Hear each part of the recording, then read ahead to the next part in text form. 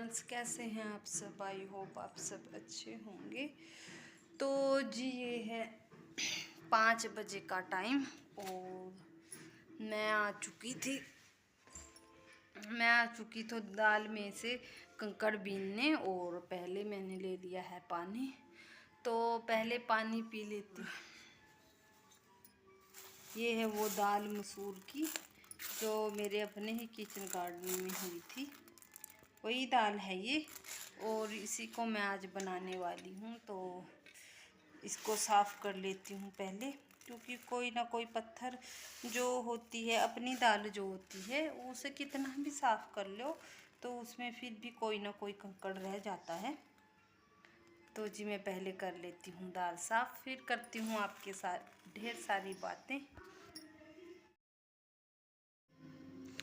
और इस तरह से मैंने सारी दाल जो है बीन ली थी। इसमें थोड़े बहुत कंकड़ पत्थर होते हैं, क्योंकि ये घर की अपनी दाल है और चाहे जितनी मर्जी बार इसको साफ़ कर लो फिर भी रहता ही है इसके अंदर। तो फिर एक बार और मैंने इसको चेकआउट किया और अच्छे से उसके जितने भी कंकड़ हैं वो निकाल दिए। और फिर आ गई थी मैं वापस अपनी उसी रसोड़ी में, और दाल को मैंने बनने के लिए रख दिया था। और फिर बैठी थी मैं ये काली मिर्च को पीसने में, क्योंकि मैं इसको इसी में पीसूँगी और पाउडर फॉर्म में बना लूँगी इसको।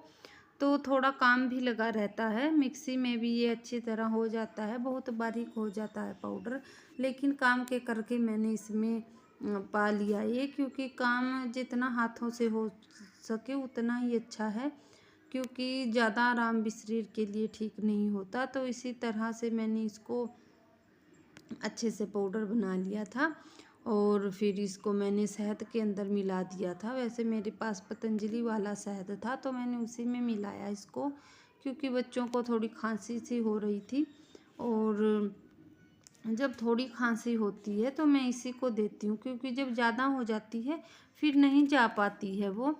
यदि ओरिजिनल वाला शहद हो जो अपना घर का निकाला हुआ होता है, तो यदि वो वाला शहद मिल जाए तो फिर उसके अंदर काली मिर्च डाल के और उसको लेने से तो काफ़ी आराम पड़ता ही है, लेकिन इससे भी पड़ता है। और थोड़ी खांसी में तो ये काफ़ी फ़ायदा भी करता है, लेकिन यदि बहुत ज़्यादा हो जाए फिर तो दवाई लेनी पड़ती है। और उसके बाद फिर शाम की क्लीनिंग मेरी शुरू हो गई थी। तो शाम की क्लीनिंग मैंने कर ली थी पहले, और करने के बाद फिर बाहर मैं धूप को देखने आई थी कि कितनी धूप अभी बाकी है। और धूप के कारण आजकल 6 बजे तक नहीं निकला जाता, तो 6:30 यहाँ धूप रहती है बहुत तेज़। और उसके बाद फिर मैं जितने भी बर्तन वगैरह किचन में थे दिन के, जो दोपहर के बर्तन थे, तो उन्हीं को मैं साफ़ करने में लग गई थी। तो उनको साफ़ करने के बाद उतनी मेरी दाल भी बन चुकी थी, और साथ ही में मैंने खाना भी अंदर ही बना दिया था आज, क्योंकि धूप काफ़ी तेज़ थी और बाहर तो शाम के टाइम ही निकला जा सकता है। तो शाम को मुझे आज कपड़े धोने हैं, तो उसी के कारण मैंने अंदर ही बना दिया था खाना। फिर टाइम नहीं मिल पाता है और कपड़े हो जाते हैं काफ़ी सारे, तो उन्हीं को धोने मुझे लगना है। तो सुबह और दिन में तो लग नहीं पाते, क्योंकि धूप इतनी होती है, और हमारे यहाँ तो सीधी धूप यहीं पे लगती है। तो ये शाम का टाइम है और उसके बाद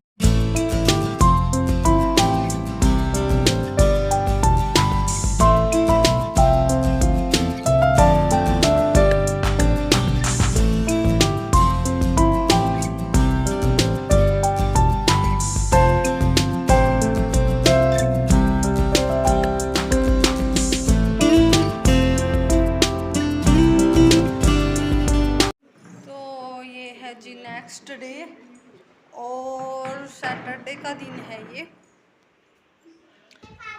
और जी आज चल रही है थोड़ी ठंडी ठंडी सी हवा, लेकिन धूप काफ़ी हो रखी है। 3:30 बज चुके हैं वैसे, और मुझे अब करनी है सब्जी की तैयारियां। तो जी देखते हैं क्या बनता है।